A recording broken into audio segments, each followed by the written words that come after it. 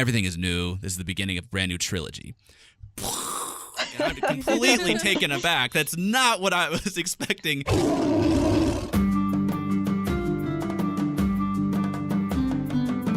Welcome back to Talking Beasts. So much has happened. Has it been 2 weeks or 2 years since we last did an episode? I am Glumpuddle. I'm Twigs. And with us, special guest, we have Fantasia Kitty. Hello, everybody. Tell us what you do on NarniaWeb. Well, I used to do almost everything, but now I have backed off. I am just the forum administrator at this point in time. Which is still pretty much the gas that NarniaWeb runs on, is the discussion forum. But because the Silverchair reading group is still going on, right, Twigs? Yes, it is. How many chapters have you posted? 6, I think? Yep, 6. Really great discussion. This is our chance to tell the filmmakers, hey, this is what, get it on the record. This is what we think the book is about. So if you're interested at all in really breaking down the Silverchair, NarniaWeb.com, click forum, and then Silverchair reading group, and we'll be discussing some of your posts in future podcasts. But anyway, so much has been going on. A 17-minute video by Joe Johnston dropped over the weekend, and we're still feeling the aftershock from it. Basically, everything is new, a new trilogy. What did he mean by that? He actually got into the themes of the story, which I really appreciated. He talked about continuity, starting from scratch. Will Poulter's gone. Then he used the B word eventually. Hey, it's better than the R word.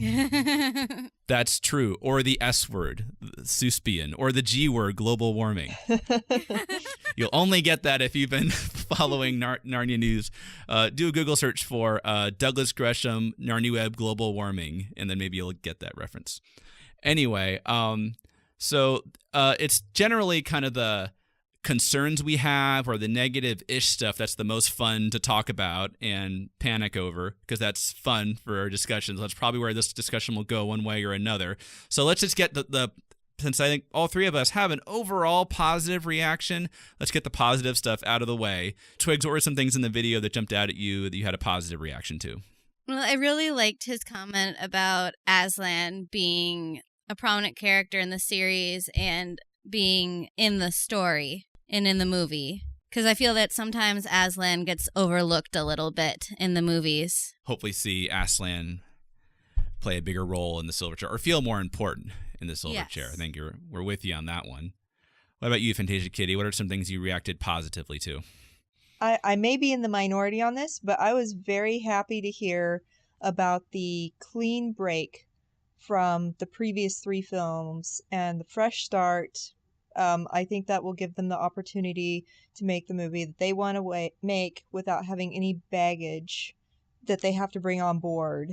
I know for me, I was just thrilled to have contact with the director, writing to the fans this early on in the production. Yeah. I mean, more than anything else, I thought that was just awesome. Yeah, the fact that he's to be doing a video at all this early is pretty cool. And then it's not just a quick hello.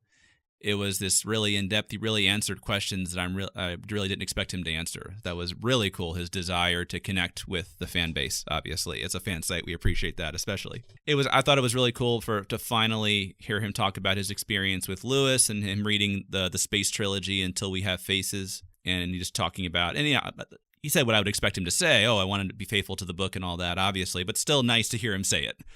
I like hearing him talk about Narnia. I liked his enthusiasm. I like seeing the stack of books on the bottom right corner. And so there's definitely lots of encouraging stuff, and looking forward to seeing the movie. Okay, can we get to the controversial stuff? Go for it. Okay, so new trilogy. Let me find the right off the bat. I'm watching the video expecting him to say really generic things like, yeah, we're going to make a great movie. It's going to be unforgettable. Just expecting really safe answers like that. First question, right out of the gate, someone asks, is this a reboot? And he says, and I quote, everything is, I'll do the Joe Johnston voice. Everything is new. This is the beginning of a brand new trilogy. We will make reference to characters and events in the other films as the book does, but think of this as the beginning of an all-new trilogy. And I'm completely taken aback. That's not what I was expecting the first question to be. And I didn't even notice it. Totally went over my head. I didn't even realize he had said that until later on. Maybe if he hadn't said it again, I wouldn't have reacted so much, but he says it a couple more times. Since you're such a purist, Twigs, what's your reaction the first time you hear it? I don't think I took it all that seriously. I mean, this is very early on, and trilogy is a word people like to throw out, whether things are trilogies or not. Especially connected to fantasy movies and such. It's just like the word. Yeah. I mean, I know I saw your post, Twigs, in the forum about what the actual definition of trilogy is, and obviously that's technically true, but I think go to a public space and ask 50 people what does movie trilogy mean. They'll say it means 3 movies. Maybe some of them will have the exact definition of what it means, you know, and how is Lord of the Rings a trilogy or not. You know, like some people will know that, but all will agree the number 3. They'll agree that the number 3 is involved one way or another. So since there's 4 books remaining in the series, Silver Chair, Horse and His Boy, Magician's Nephew, Last Battle, why would he say trilogy? And I feel like there must be something to that, but Fantasia Kitty, I'll give you a chance to tell us why we should all calm down and the word trilogy was just, well, what was it? But before I start sounding the alarm. Okay, so I had a few reactions like to think about after a while. My first one was that he misspoke and just happened to say trilogy or 3, and then, or it was a mistake, like he forgot about one of the books that's still to come, and that just didn't make sense to me the more and more I thought about it. So then the next thing I thought of was maybe the studios have already decided to nix one of the movies, like they've decided Magician's Nephew is too difficult to make, and so they're not going to bother with the prequel, and they're just going to do this one, Horse and His Boy, and then The Last Battle.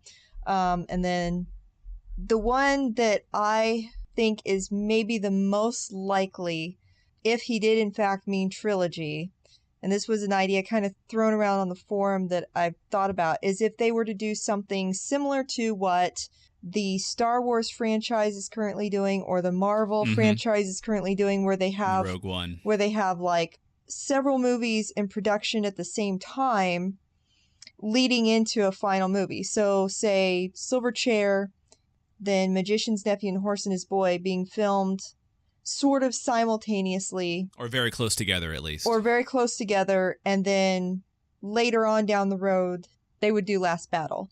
And then, of course, the one that maybe I should let you talk about this, Glumpuddle, instead of me. No, go for it. The same... An overarching narrative. Yes, there we go. And that one I'm not buying at all until there's more evidence to support that. Okay, so initially I was just like, trilogy, why? And the first thought was, okay, maybe it's just a film logistics thing, which is kind of what you said initially, where it's just we're developing 3 of them because maybe 4 is just too difficult to manage or whatever. Or there's 3 out of the remaining 4 they're most excited about. So they're going to film those very close together and release them, each one of them a year apart or 6 months apart or something like that.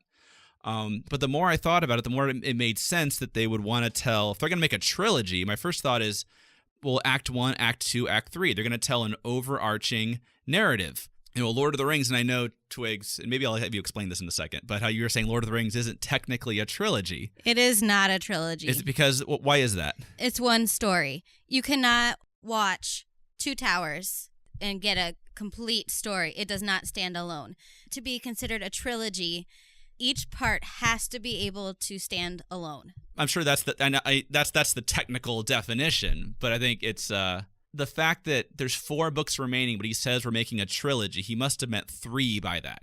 Whatever he's saying by that, it must mean 3, but then the 4th book is they're doing something else with it, or it's not connected to these 3 in some way. They must be separating 3 from the 4 in some way. Or he could just not have correct information. I mean, it's very early in production of the Silver Chair. I mean, he spoke of it pretty confidently.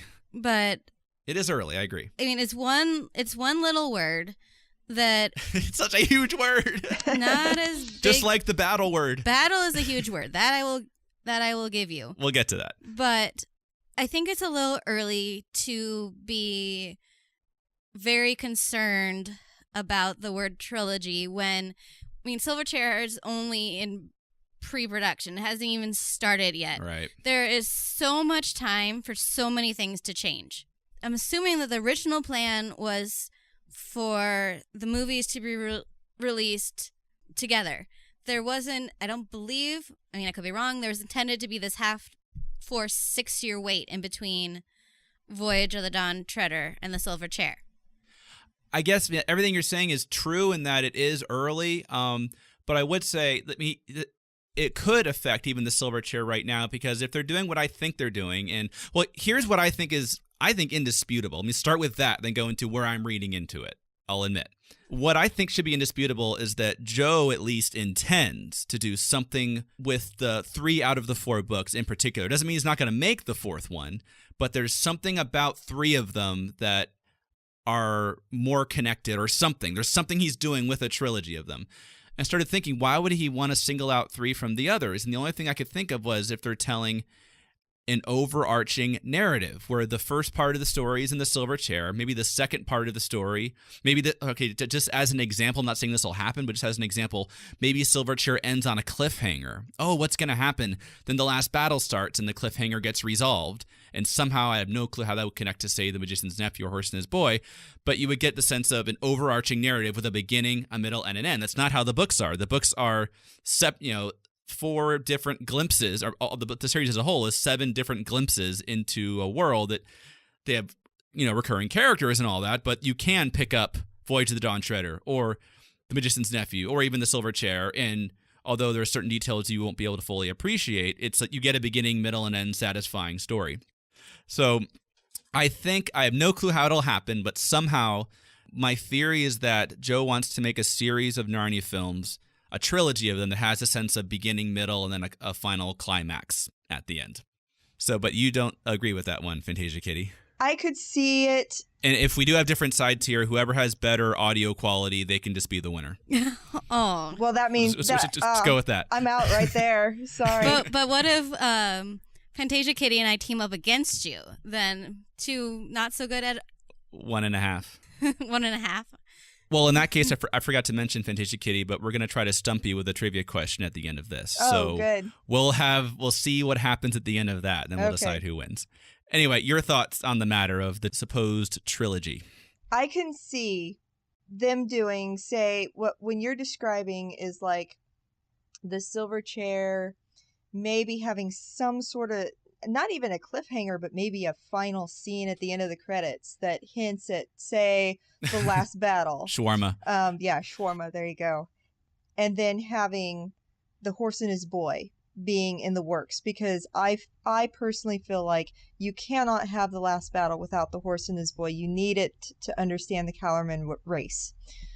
So I could see maybe those 3 tying together in a way that you're describing. I guess I could see them working, and then having The Magician's Nephew being the prequel way at the very end. I can see that maybe working, but I just feel like one of the biggest issues that I knew of that happened between Walden Media and the C.S. Lewis estate was them not being able to decide which movies to make in which order. One of the reasons it fell apart was because Walden Media got done with Voyage of the Dawn Treader, and then they weren't interested in the Silver Chair because they didn't think that book would make money. They looked at the book totals, and the Silver Chair hardly... Supposedly it's the least, it sold the fewest copies, the Silver Chair, supposedly. Right, exactly. So they weren't interested in doing that one. They wanted to go back and do The Magician's Nephew.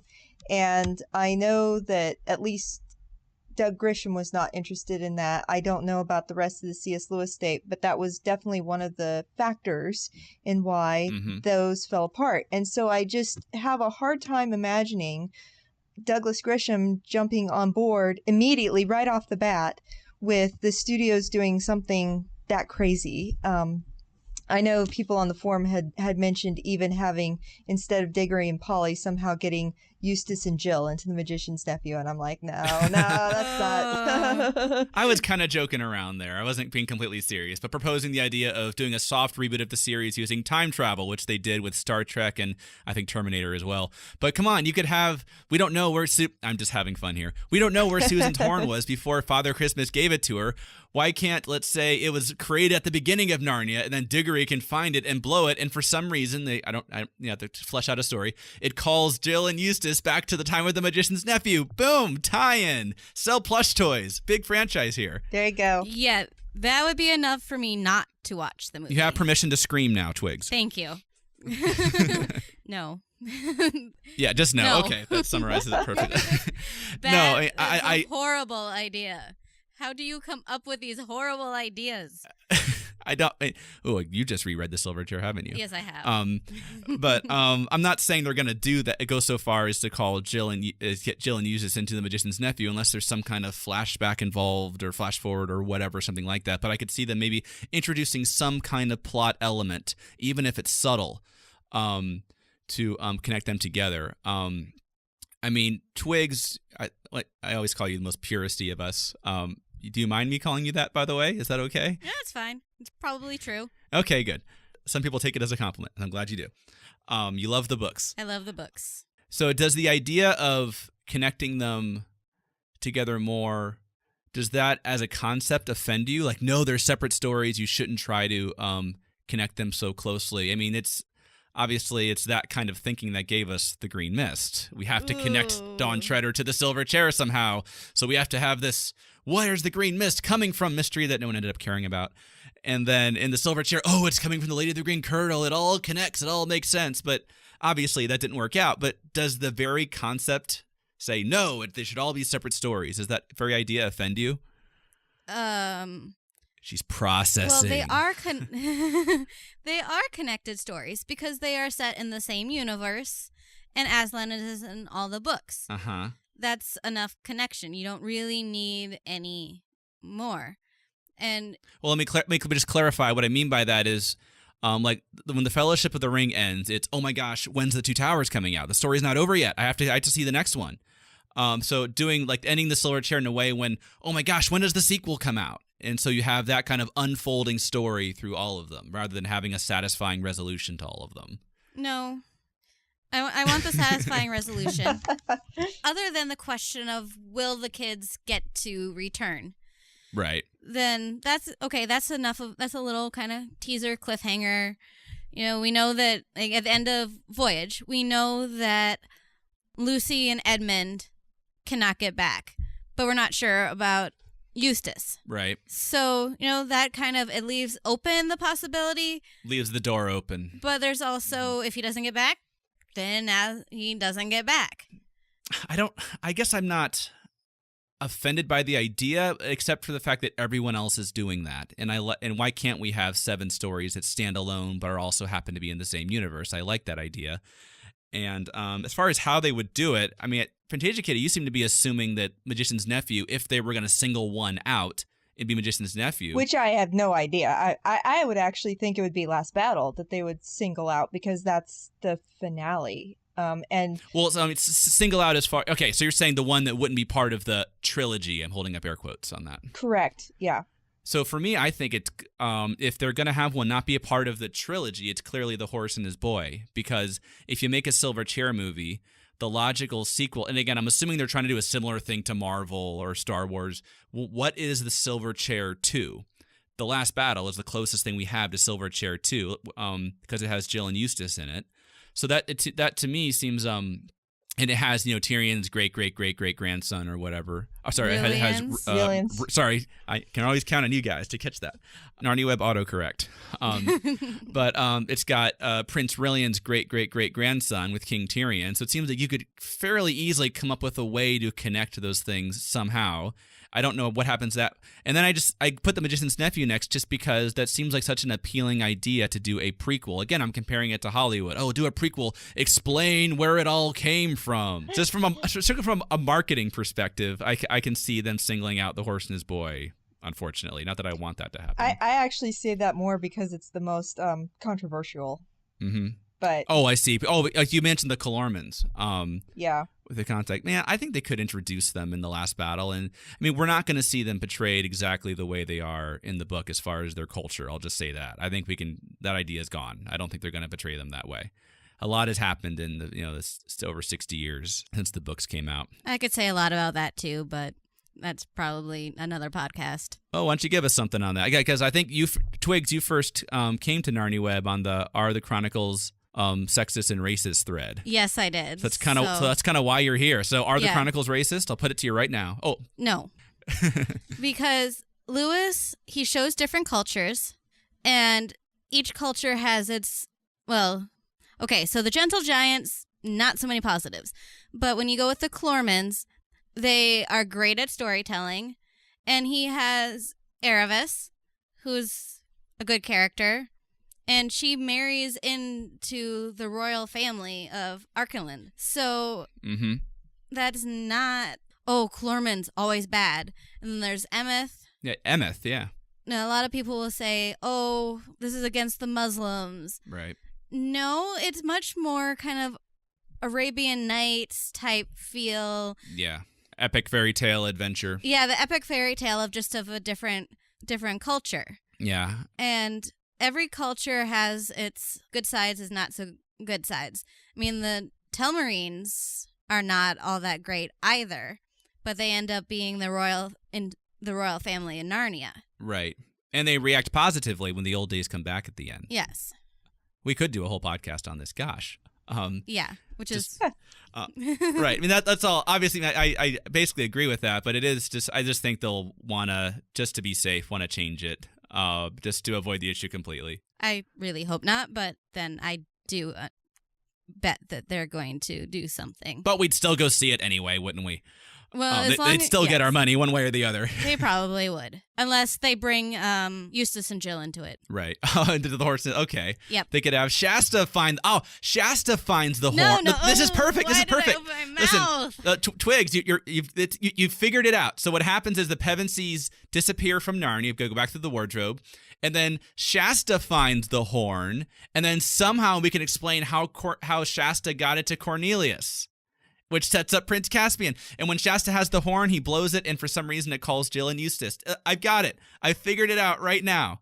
So that's how I take it all back. That's how you get the horse and his boy into the trilogy. There you go. All right. We're done. End scene. Filmmakers, if you are listening to this, please do not take him seriously.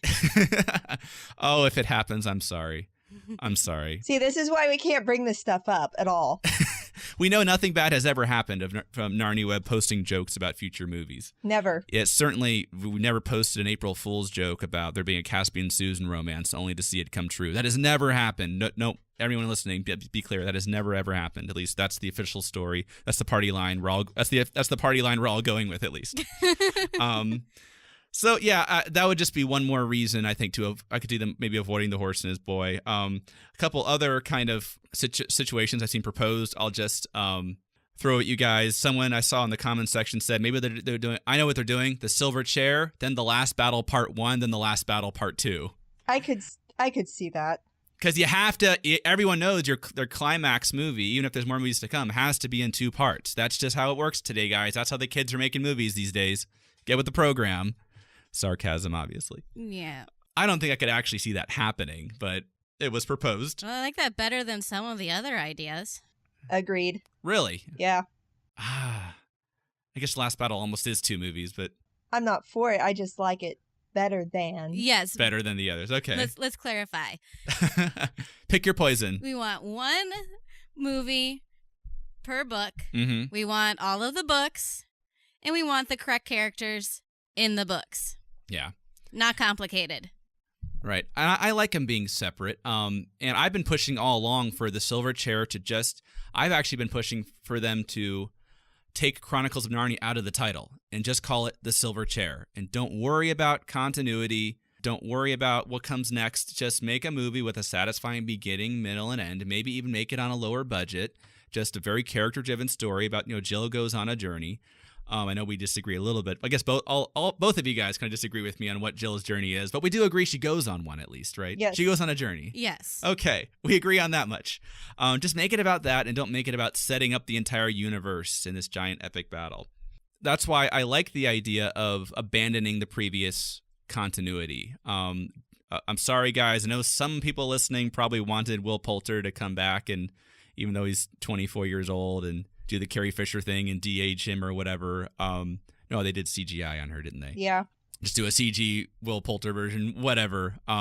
But no, as I think most of us knew, he's not coming back. And most of us are glad about that. He's too old. Yeah. Yeah, I mean, he's too old. Even those of us that really liked his performance, I think, he's obviously too old at this point. But how do you guys feel about abandoning continuity of the other films completely? Twigs, I'm curious about you especially, Twigs. I don't know if we've ever talked about this. How do you feel about, having different music? Maybe there's things in Narnia that look different, and it just has a whole different aesthetic that doesn't necessarily feel like it's even in the same world as the first three movies, because Joe seems to not want it to feel like that. I don't think that would be one of my top complaints. It's a good time to do that kind of a break because Voyage of the Dawn Treader is all over the place. It's not in Narnia proper. Mm-hmm. Cair Paravel was destroyed and Caspian rebuilt it.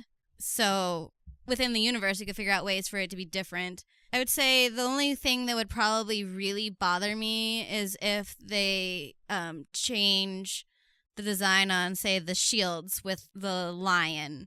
And that's important when Rilian's shield changes from black to the lion. Right. But I don't think they'd get rid of that because that particular form of the lion is pretty common throughout history, different brands, stuff like that.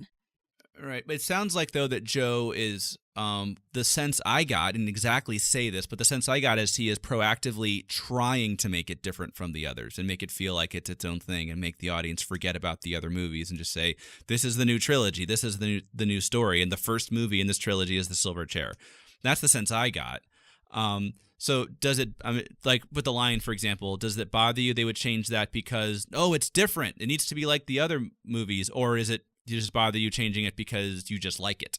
As long as it feels like Narnia to me, I guess the continuity thing isn't such a big deal.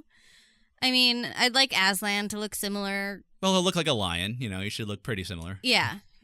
But, the style of clothing is not going to bother me if it's different. A lot of that stuff can be explained within the time frame, time changing. Yeah, that's a good point where you're talking about where there's not, as far as continuity, well, what are we talking about here exactly? It's basically, apart from the cast, it's basically Aslan, and he's a lion. A lion's a lion, it's not going to can't look that different.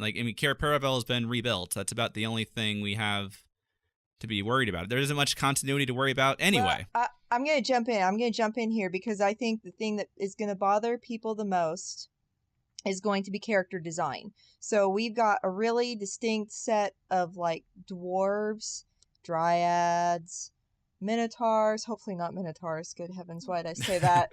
And et cetera, et cetera. And so what happens then when we have Trumpkin come back, recast, and just to throw it out there, let's say they decide to go with a design that's really similar to Pauline Bain's dwarves, which look very different from the ones that Andrew Adamson created way back in the beginning with The Lion, Witch, and Wardrobe. And I think that is probably going to be the most jarring difference, at least for me, is going to be the character design. New characters like Puddleglum and the Marsh Beagles, we haven't seen those at all yet, so I don't think that'll be a problem. I have no problem with the recasting because I think the only one that I will miss is probably Peter Dinklage because I'm in the minority. I liked him as Trumpkin, but so not Liam Neeson? He was okay. I agree. I could see better and I can see worse. Yeah. So I agree with that. Well, and Aslan's a character that's really hard to get the right mixture in his voice. I don't know if there's an Aslan. A heavy golden sort of voice, whatever that means. Yeah. And then, he's got the 3 different voices in The Horse and His Boy. I don't think we're going to ever get the perfect Aslan voice. I don't think it exists. I agree with that 100%. But, yeah, I think that, I agree that Liam was fine, but I would have liked an Aslan that sounded more dangerous and less like a grandfather, I guess. They kind of went for the grandfather mentor figure, and I like an Aslan that had more energy and sounded more unpredictable and more wild, and what's the word I'm looking for? Not tame. I think that's what I'm looking for, even though I thought Liam was fine overall. I think what's interesting about continuity is, and man, this makes me feel old, is that I think some of the negative reaction we're seeing to that is fans who, get this, grew up with the first 3 Narnia movies. Yeah. That was part of their childhood, and to them, that's Narnia. For us, we'd read the books 10 times, but by the time we saw the movie, so to us, it's, we're fine with, for us, it's the movies are just one more version. Most of these books have been adapted several times to a play or animated or audio drama one way or another. So we're getting another version of it. Okay. But for some people at this point, since the movies are, many years old now, how long has it been? I guess it's been about 12 years since Lion, the Witch, and the Wardrobe came out.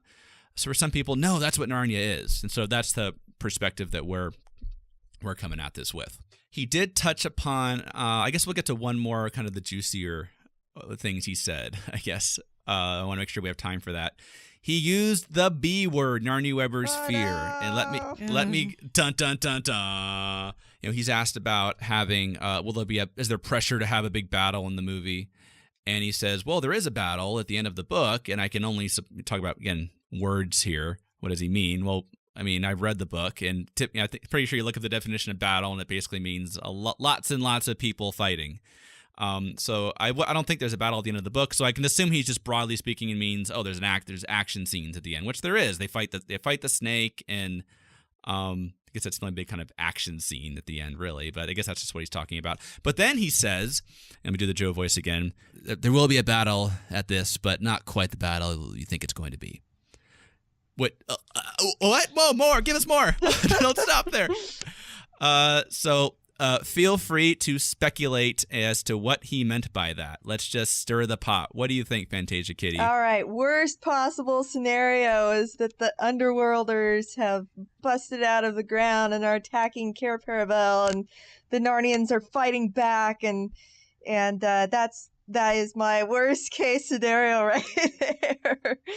Well, I guess as a worst case, I guess I could think of worse than that, but that doesn't sound... Please don't. I'm sure you love the idea, though. I was waiting for Twigs to process and recover. Hey, I was busy looking up the definition of battle, okay? Oh, so do tell. All right, so according to dictionary.com, first definition is a hostile encounter or engagement between opposing military forces.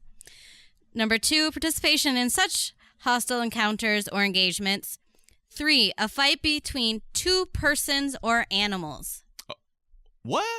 And number 4, any conflict or struggle. A fight between 2 persons or animals? Is that one of the definitions? Yes. Oh, I feel better already. You should have just gotten a dictionary right off the bat. Seriously, I could have settled it. I mean, there's at least 2 persons fighting a snake at one point. There you go. There's your battle. Okay, I'm going to sleep well tonight knowing that. But it's not the battle that you're expecting. Yeah, that's the big thing. He actually says it's not the one you're expecting. And I've been speculating for years. A lot of us have that, how they can squeeze, because that's always the thing with the movies that we're fearful of, right? They're trying to look at this from the perspective of, it's all got to be like Lord of the Rings, so we have to squeeze battles into it. And obviously we don't know that's what we're doing, but as fans of Narnia, NarniaWebbers, we're very sensitive to this issue, so we could be overanalyzing and reading into this. That's a very real possibility. But I do worry about having the gnomes break out and attack Cair Paravel, and maybe they're intercutting with... I really hope they don't do this, because I generally don't like it in movies when they intercut a bunch of things happening at the end of their climax. Even in Return of the Jedi, I don't think that works very well. And then they're fighting... they're about to overthrow Cair Paravel. Then at the last second, they cut the head off the snake, and all the gnomes either fall over dead or they wake up and realize, we've been under a spell, and it's a wonderful, happy ending. And I don't like taking the distraction away from... It should be about the choice to, are we going to trust Aslan's signs and free Rillian? Even though the Lady of the Green Kirtle is starting to convince us that, Narnia wasn't real, the sun wasn't real. What are they going to do? Are they going to fall for it? Or are they going to remember what's actually true? That's the real emotional climax of the story. That's the real test that they have to face. It's all about the signs. Are they going to follow the signs or not? And I think having an epic battle, there's a real threat of watering that down and just having it be a military victory at the end, basically. There is an interesting quote on the comments page about the battle thing. Gandalf the Grey says, "The battle that Joe talks about will be different. I think he meant that it is going to be a psychological or a philosophical kind of battle, a battle between mind's power, a battle between the four, especially Puddleglum and the Green Witch, which wouldn't be so bad. Twigs, the bringer of optimistic news here. Okay, there's another version of this I hadn't thought of. Thank you. I will sleep much better tonight. I know that. You're welcome. So yeah. As far as the battle of that they're having with the Lady of the Green Curl, basically, as Gandalf the Grey is in the comment section proposing, that's the battle he's talking about. Maybe he's saying, oh, it's a battle, but not that kind of battle. It's not an action-packed battle. It's more of an emotional, psychological battle. I know what it's going to be. It's going to be Aslan, Caspian, Jill, and Eustace going and taking out the whole school. Oh, that's the battle. Okay. Yeah. The giant helicopter shot of them just killing all the students at Experiment House. That's it. Can they get we'll have to wait for the unrated extended cut to see the full version of it. There you go. There's your climactic battle. That's not the one you expect. I wonder if that is what he meant, actually. Obviously, I'm exaggerating, but I hadn't thought of that either. So I'd kind of thought this as a clear-cut case of, the gnomes are going to do something. But maybe not. There's a few other possible explanations here. He called the silver chair, speaking of dark stuff, one of the questions called the silver chair the darkest book in the series. Totally disagree. Me too. It's not the darkest book. It's kind of dismal. It's gray. At some points, there's not a whole lot of hope. But it's got nothing on the last battle. The beginning of the last battle is far darker than the silver chair could ever be. Yep, agreed. But Twigs, it's all underground at the end. Obviously, it's the darkest. Well, if seriously, you go... when I first heard people start talking about being the darkest book, that's what I thought they had to mean, because I couldn't figure it out. It's like nowhere near as bad as the last battle. The last battle just has so many things in it that you didn't think that was allowed to happen in Narnia with the false Aslan, and there's a slight ray of hope coming with, we've got puzzle, we're going to prove everyone wrong. Just kidding, they use it against them, and just when you thought things were about to get better. So yeah, I think it's definitely the last battle. I might even put Prince Caspian ahead of Silver Chair as far as darkness. I would agree with that too. Mm-hmm. I wouldn't. Prince Caspian gets pretty bad, but I feel that there's more sense of... I mean, if we're not talking about simply, physical darkness, in which case the one that's underground is obviously the darkest. But there's much more... Now, maybe the Walden movie, but there's much more... There's still some hope in the book. It's pretty dismal. They have to call for help. The help kind of doesn't come, but the help's trying to come. And you've got Truffle Hunter that's always, I believe in Aslan. Doesn't lose hope. Actually, in the last battle, they kind of lose hope, don't they? It seems like almost. It's like a desperate last fight for the last battle. And Prince Caspian doesn't feel like they completely ever lost the hope to the degree that... I don't know. They were summoning up the White Witch, though. They weren't, though. The hag and the werewolf they were discouraged, but we still, we had, Truffle Hunter, the help will come. If, like in the Walden version, Caspian had said, okay, let's start with this whole blue magic thing and call the White Witch. The blue fire. Then that would be the darkest. And I'm not saying it's not dark. It seems like maybe there's more highs and lows as opposed to the Silver Chair, where once you get out, even Aslan's country doesn't even have that huge positive. It's not even really that positive because we have Eustace falling off a cliff. That's true. Jill, I'm sure, did not enjoy her time in Aslan's country. That's a good point, yeah. And, there's a brief moment of... they had a brief moment of light when the birds were around and they were walking through the forest and it was nice. And then Eustace falls off a cliff. Jill's crying again. She has to face Aslan. Then they go to... It's not a positive experience despite the fact that she's in Aslan's country. Yeah. That's a good point. And then they go to Narnia. They get one nice feast, a fairly nice night. And then they're out in the... No, they don't even get a night. Then they're out in the wigwam. Uh-huh. And from then on, they're journeying north. It's winter's coming on. It's fall. Not that much to be happy about, I guess, throughout the story. Yeah, I agree. There aren't those flashes of hope. Yeah, that makes sense. And hope is that's kind of one of the big themes of the Silver Chair my eyes have been kind of opened up to in the past year or so is Lewis setting up a sense of despair and darkness at the beginning, and then you have it just feels, Caspian Sun is going to die without an heir. It just feels completely hopeless. And of course, the situation at Experiment House feels completely and utterly hopeless.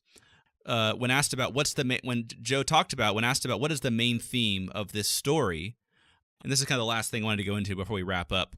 Joe basically said, I know this may have ruffled a few feathers, but let me read what he said.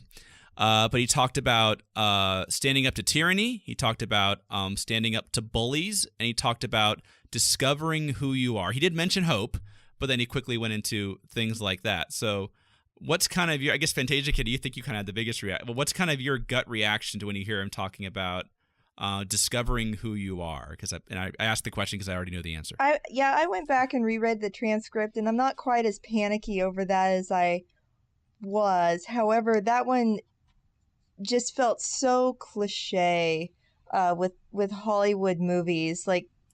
And honestly, I'm one of the taboo people here, but because he said that it's kind of taboo to do this in today's world, but I don't even know what that means. Like, what does it mean to find yourself? And I felt like with the Silver Chair, it has nothing to do with Jill finding herself. It's finding Aslan.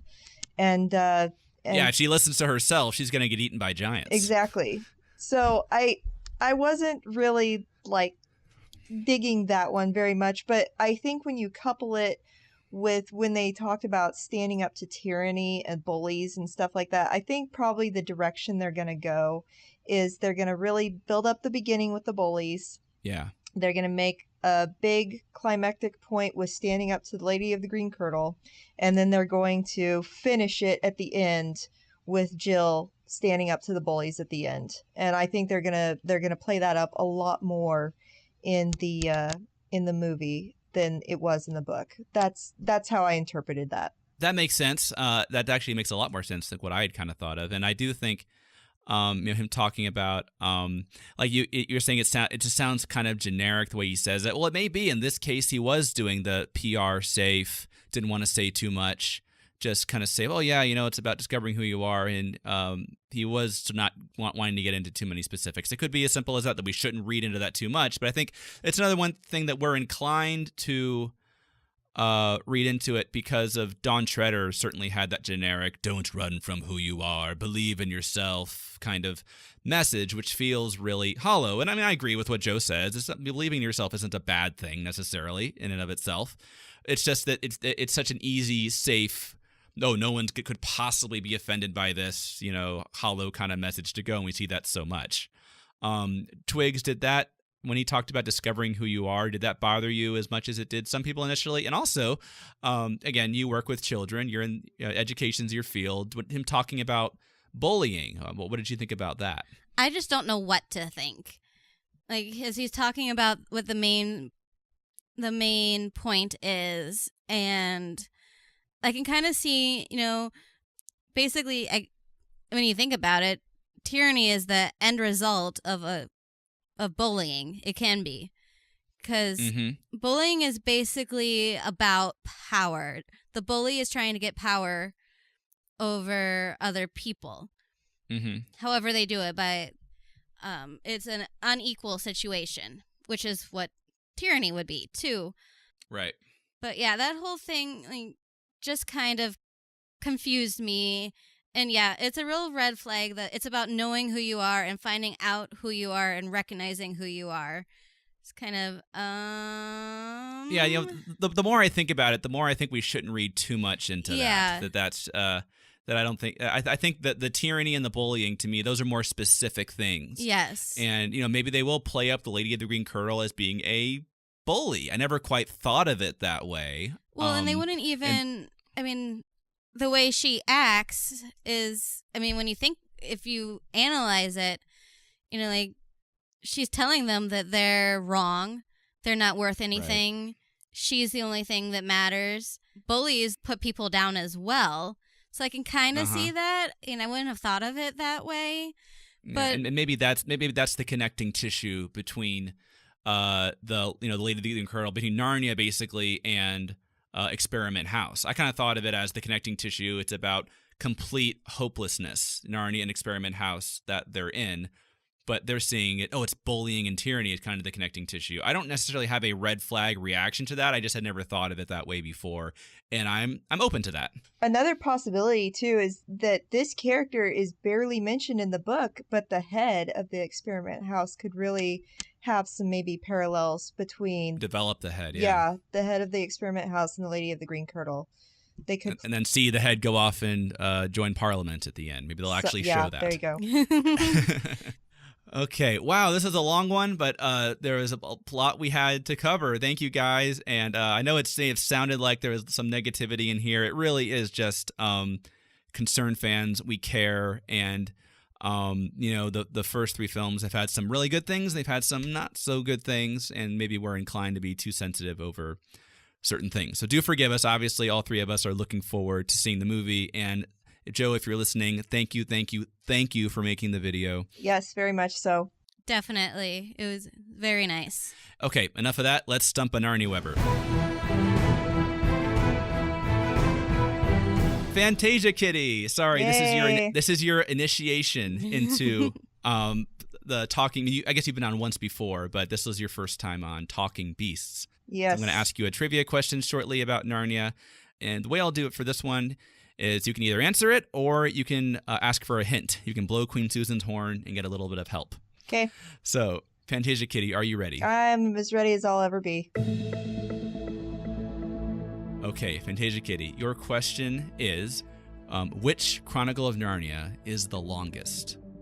According to, and the way I did this was word count, by the way. You can't just do pages because there's a lot of variables that may mix up the pages.